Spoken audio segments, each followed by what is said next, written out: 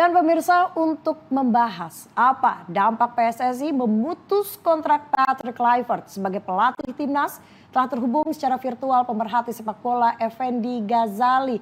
Assalamualaikum, selamat petang Bang. Waalaikumsalam, selamat petang Cica dan seluruh penonton. Ini TV-nya TV Garuda. Garuda Padahal TV. kami di seluruh dunia itu juga namanya Garuda di berbagai negara. Kemarin ada 21 negara yang hadir di Saudi itu, pendukung Garuda. Demikian Cica. Ya, Bang Effendi. Baik, kita langsung saja. Hari ini PSSI resmi memecat Patrick Kluivert dan timnya sebagai pelatih timnas Indonesia. Apakah menurut Bang Effendi ini pemecatan ini sudah tepat waktunya atau justru terlalu cepat? Karena kalau kita lihat nih kontraknya ini kan masih lama, kontraknya 2 tahun. Mulai dari 8 Januari 2025 dan ini baru jalan 9 bulan langsung di-cut ini kontraknya. Seperti apa Bang Effendi melihatnya? Ya Cica, saya ngomong agak panjang, setiap saat bisa dipotong satu. Saya mau memperbaiki istilahnya. Istilahnya sebetulnya tidak dipecat, tetapi mutual termination. Jadi kesepakatan bersama, sama-sama mengakhiri gitu ya, sama-sama sepakat mengakhiri. Kalaupun disebutkan dipecat ya sudahlah, mungkin artinya kurang lebih sama saja, tapi secara resmi mutual termination. Apa artinya? Yang kedua agak penting Cica kita bicarakan bersama. Pecat atau kesepakatan mengakhiri kerjasama, karena kita boleh pertanyakan apakah di kontraknya Patrick Kluivert itu ada tulisan bahwa dia diwajibkan membawa timnas Indonesia ke Piala Dunia 2026. Yang saya dengar secara lisan itu tidak ada. Harus kita buka tuh kontraknya. Jadi kalau dalam tanda petik dipecat atau sebaiknya itu penghentian kerjasama dengan kesepakatan bersama, berarti tidak langsung harus dikaitkan dengan tidak berhasil membawa ke Piala Dunia 2026 ya, dalam 2 pertandingan terakhir di ronde keempat yang 2-3 dan 0-1 itu. Lalu yang ketiga, yang agak penting, nah ini saya mau mengajak kita bersama nih. Oke, dia sudah diakhiri kerjasamanya, itu adalah putusan resmi federasi kita, harus kita hormati, tentu mereka mengambil tanggung jawab untuk itu, memikirkan segala sesuatunya. Namun yang ingin saya tanyakan adalah apakah ini dibangun berdasarkan sebuah kemampuan penelitian atau kemampuan memahami yang komprehensif? Maksud saya begini, kita kan suka membanding-bandingkan antara dua, Patrick Kluivert dengan STY. Saya tentu saja tidak berkeberatan, dua-duanya pelatih bagus. Yang ingin saya tanyakan adalah begini, mudah-mudahan kita berpikir semua nih ya, para pemirsa Cica dan penonton pencinta bola dimanapun berada. Kita sebetulnya kan sedang mengalami ketidakadilan. Apa itu ketidakadilan? Kita bertanding di tempat yang tidak netral pada ronde keempat ini. Semula FIFA menyatakan kita akan bertanding di tempat netral.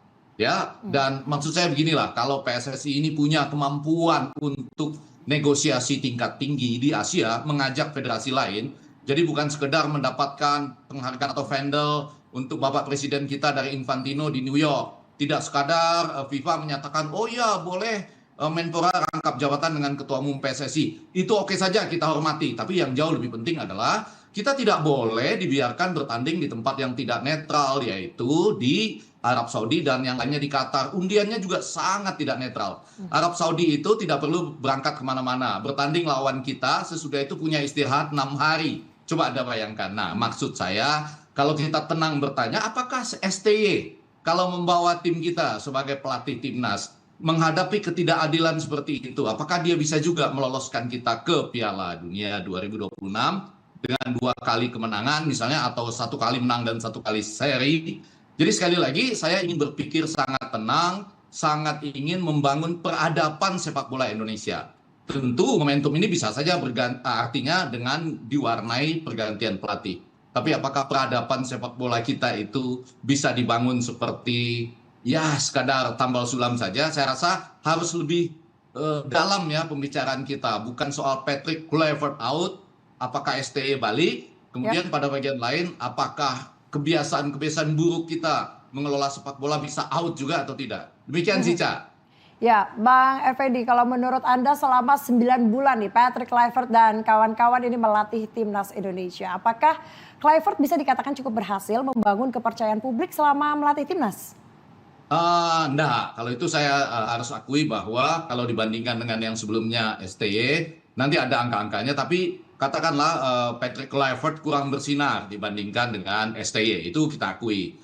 Kemudian pada saat yang sama saya juga harus menyatakan uji coba kita menjelang ke Piala Dunia itu, menjelang ke ronde keempat ya, yang di Saudi Arabia itu juga tidak baik. Artinya saya nggak tahu, ini kan bukan pilihan Patrick Kluivert atau mereka pilih bersama ya. Sekali lagi saya nggak tahu, kita menghadapi Cina Taipei itu kan, aduh, nggak penting-penting amat lah gitu ya, untuk beruji coba dengan mereka. Tentu kita butuh kemenangan, butuh membesarkan harapan gitu. Tapi juga tentu kita harus pilih sedemikian rupa lawan yang tangguh. Kita bandingkan dengan Saudi Arabia misalnya. Mereka melawan Makedonia Utara 2-1 menang mereka ya. Itu Makedonia Utara adalah tim yang menggagalkan Italia menuju Piala Dunia 2022 misalnya.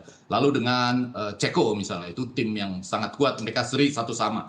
Jadi untuk menjawab Cica tadi, betul Patrick Kluivert tidak bersinar bersama dengan kita. Ya. Bahkan saya mungkin kesal dengan formasi 4 back yang dia pasang. Mungkin Indonesia itu lebih cocok 3-4-3 atau 3-5-2 dan semacam itu. Tapi sekali lagi, ya dia kurang bersinar dibandingkan pelatih sebelumnya. Baik, Bang Effendi, menurut Anda apakah mungkin ada pihak-pihak tertentu yang sebetulnya nggak ingin nih Timnas Indonesia masuk ke Piala Dunia 2026? Pihak-pihak tertentu ini harus agak jelas dulu, pihak dari dalam atau dari luar. Kalau kemarin di Saudi Arabia jelas ya, saya lihat pertandingan di situ udah pastilah ini satu slot buat Saudi Arabia. Bahkan kita sempat sedikit agak bingung ketika kita bilang, wah Saudi Arabia juga mendukung kita untuk mengalahkan Irak. Enggak tuh, saya yakin mereka mendukung Irak untuk mengalahkan kita supaya nanti tinggal seri saja 0-0 di pertandingan terakhir.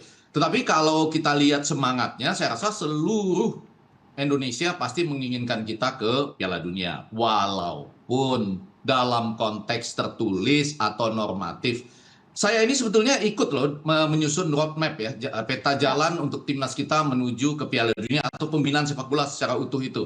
Ada 10 orang waktu itu, di antara lain Suryo Pratomo, kemudian Fritz Manjuntak dan lain-lain, ada Tutisa. Waktu itu target kita Piala Dunia 2034. Sekarang yang saya dengar dari federasi targetnya 2038. Jadi artinya 2026 ini yang kita sampai ke ronde keempat adalah mencoba memanfaatkan momentum. Tetapi di sana sini tentu harus kita perbaiki. Saya nggak percaya ada orang yang sengaja berusaha menggagalkan kita ke Piala Dunia 2026. Tapi sekali lagi kita tentu harus tahu mimpi ke Piala Dunia dengan peradaban sepak bola yang seperti ini rasanya mungkin perlu kita pikir bersama kembali. Saya mau berikan satu catatan. Ini agak penting ya. Apakah FIFA tahu bahwa Kongres PSSI itu untuk memilih exco dan lain-lain itu selalu pakai uang? Bagaimana Anda mengharapkan sebuah peradaban sepak bola dibangun kalau untuk menjadi pemimpinnya saja harus pakai uang gitu? Itu suatu pemikiran yang penting loh bagi kita. Setuju bahwa federasi membuat keputusan Patrick Kluivert diakhiri dan kita tunggu seperti judul Garuda TV ini siapa penggantinya. Tapi peradaban sepak bola harus kita bangun, Cica. Harus kita bangun, Pak saya. Bang Effendi, nah itu pasti yang menjadi pertanyaan masyarakat Indonesia. Kira-kira siapa yang mungkin akan menggantikan Patrick Kluivert? Apakah Shin Tae-yong akan kembali lagi menjadi pelatih timnas atau siapa? Kira-kira kriterianya apa yang pantas dan apa PR besar untuk pelatih timnas ke depan melihat dari performa timnas selama ini selama digawangi oleh Patrick Kluivert untuk perbaikan ke depan, Bang Effendi? Ya, saya rasa yang pertama kita semua ya, saya menyebut kita loh ini termasuk Cica, termasuk para pemirsa, penonton, supporter, apalagi federasi harus membangun peradaban sepak bola Indonesia. Ayo laksanakan Kongres Sepak Bola itu ya dengan segala aturannya, nggak usah pakai uang lah gitu. Ini bukan politik, jangan satukan sepak bola dengan politik. Yang kedua, basis kita itu bukan membangun mencari follower masing-masing ya di media sosial. Kemudian adu siapa yang paling terkemuka dalam dunia sepak bola kita ya, bukan itu. Organisasi sepak bola kita, federasi kita itu harus dibikin dengan sangat baik. Ada bagian medianya dan lain-lain ya. Bung Harpa pernah secara khusus membahas tentang itu. Lalu yang ketiga, baru kita balik pada siapa yang cocok menjadi penggantinya. Saya rasa yang ketiga ini harus dibagi A dan B. A, dalam jangka pendek tentu harus dijelaskan apa yang harus dia lakukan dengan tim kita. Apakah menjamin tim kita kalau SEA Games itu ditangani oleh Indra Safri ya, Coach Nova menangani Piala Dunia U17. Sesudah itu tersisa AFF 2026, Piala Asia dan seterusnya. Apakah dia diberi target untuk menjadi juara di AFF itu atau kemudian menjadi juara di Piala Asia atau peringkat apa supaya jelas. Jangan itu seperti tidak jelas ya, seperti Piala AFF yang lalu misalnya. Kita dengar Shin Tae-yong itu targetnya regenerasi, padahal Yang kita tahu itu banyak yang menyampaikan kepada saya bahwa di kontrak targetnya juara. Jadi target harus jelas dulu. Baru yang keempat kita bicara soal pengganti. Nah, sudah banyak disebut berbagai nama ya, yang diharapkan antara lain juga CLBK, Cinta Lama Bersemi Kembali dengan Sintayong misalnya. Gimana Cica? Cica mau apa nih? Jadi mungkin nih Bang Ghazali, Sintayong balik lagi karena sebetulnya kriteria ideal apa sih yang sebaiknya dimiliki calon pelatih pengganti Kluivert? Saya rasa yang harus ideal itu tentunya punya visi melatih yang luar biasa besar ya, dan siap juga untuk pelan-pelan sesuai peradaban sepak bola kita. Jadi banyak yang menyebut nama Erik ten Hag, ada yang menyebut Van Bronckhorst, ada yang menyebut Van Gaal, kemudian Bommel ya, kemudian ada lagi yang menyebut yang sudah pernah ada di Indonesia, Alex Pastoor, yang selama ini tertutup oleh bayang-bayang dari Kluivert misalnya. Tapi bagi saya targetnya harus jelas, kemudian dia juga tahu persis tentang peradaban sepak bola kita, dan yang ketiga mimpi-mimpi kita ini juga harus ditata gitu. Gak apa-apa, kita sudah bermimpi besar bersama-sama menuju 2026, dan kemudian apakah kita mau tanggung-tanggung atau mau hebat sekaligus? Mudah-mudahan Pak Presiden juga mendengar ya di televisi Garuda kita ini, sebetulnya anggaran misalnya untuk mendatangkan Jurgen Klopp misalnya juga cukup loh. Daripada sekadar misalnya ya mengeluarkan banyak uang untuk proyek yang tertunda seperti IKN misalnya. Ya kalau kita Jurgen Klopp kita panggil sekarang misalnya, itu kan sesuatu yang luar biasa. Atau siapa yang kita mau di bawahnya yang bisa sama-sama membangun peradaban sepak bola kita. Jepang mencoba bangkit sejak tahun 1993 dan dia mengatakan dia akan menjadi juara dunia itu di 2092. Tapi walaupun ada Murai-san misalnya ketua asosiasi Jepang itu ya, J-League yang bangkit tahun 1993 itu mengatakan enggak, di tengah-tengah lah 2050 mereka bisa jadi juara dunia. Tapi 1998, 6 tahun sesudah J-League itu ditata dengan baik, mereka sudah masuk ke Piala Dunia. Oke. Tanjung Verde sekarang sudah bisa masuk ke Piala Dunia ya, walaupun penduduknya sekitar 511.000 kalau saya enggak keliru. Bang Effendi selama 9 bulan menjadi pelatih timnas, kira-kira hal positif apa yang diwariskan Patrick Kluivert dan teman-teman untuk timnas Indonesia? Ya tentu kita saat ini mencari jawaban pertanyaan Cica ya, yang baik-baiknya apa. Saya suka sepak bola eksplosifnya.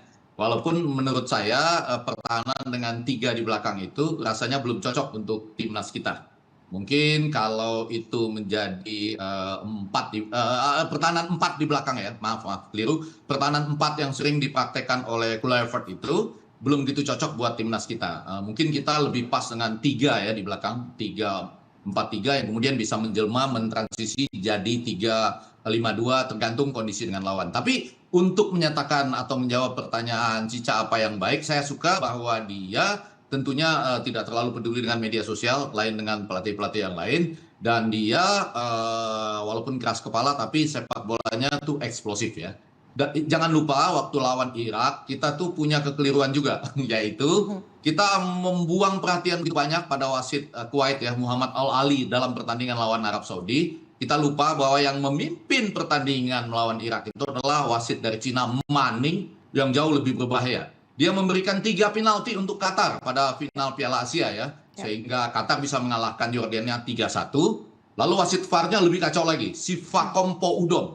Itu wasit yang nyaris merugikan Indonesia setiap kali dia menjadi wasit VAR. Dan ketika melawan Irak, dia sama sekali tidak memanggil wasit yang memimpin pertandingan, Manning ya, untuk mencoba melihat VAR, baik untuk potensi kartu merah ataupun potensi penalti. Dua-duanya kita miliki ketika Ole misalnya dilanggar oleh bek Irak. Jadi sekali lagi yang saya suka dari Kluivert adalah permainan eksplosifnya yang mungkin kita tidak suka dari dia, agak keras kepala. Walaupun pada saat melawan Irak itu ada hal-hal yang sekali lagi kita dirugikan oleh wasit Manning di lapangan dan wasit VAR Sifakompo Udom. Oke, baik. Terima kasih Bang Effendi Ghazali atas waktunya dalam dialog laporan 8 petang hari ini. Kita nantikan nanti ya siapa yang akan menggantikan Patrick Kluivert sebagai pelatih timnas Indonesia. Salam sehat Bang Effendi. Assalamualaikum. Yang lebih penting siapa yang mau membangun peradaban sepak bola Indonesia. Baik. Terima kasih Bang Effendi Ghazali. Salam sehat.